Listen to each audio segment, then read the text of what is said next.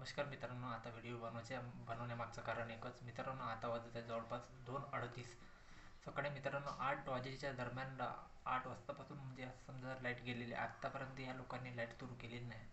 मला एक गोष्ट सांगा मित्रांनो, हे लोक विजेचे पैसे बरोबर घेतात, वीज बिल बरोबर आपली काटणं कसं करून सगळेजण प्रत्येकजण भरत असतात. आणि आता जवळपास एक 6 ते 7 तास होता या लोकांनी लाईट बंद करून ठेवलेली आहे.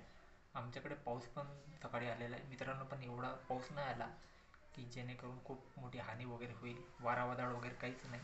यांना फक्त निमित्तच असतं मित्रांनो.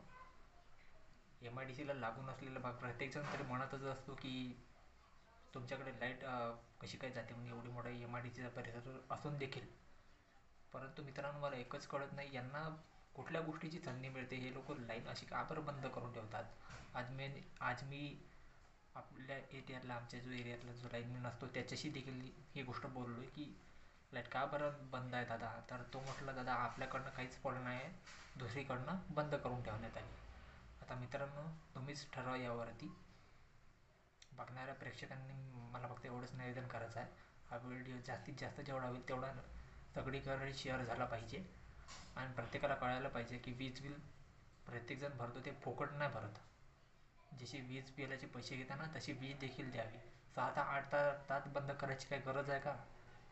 आणि त्याच्यामध्ये आता जे डेंग्यूचे आणि रोगराई एवढी जे पसरले आहे, डेंग्यू, मलेरिया, चिकनगुनिया, त्याचा प्रादुर्भाव रोखण्यासाठी विविध घरातील लोक आपापले संरक्षण व्हावी यासाठी काही ना काही नक्कीच काहीतरी बरेच उपाय करत असतात. परंतु लाईट वगैरे जर राहिली तर पंखा वगैरे कमीत कमी सुरू ठेवता येईल ना.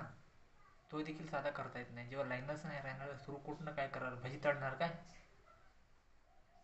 लाजा वाटल्या पाहिजे यांना, बंद करणार यांना. काय बोलावं मित्रांनो, मला काही कळत नाही. फक्त एवढंच बोललं मित्रांनो, खूप जास्तीत जास्त शेअर करा. हा व्हिडिओ झालाच पाहिजे. धन्यवाद.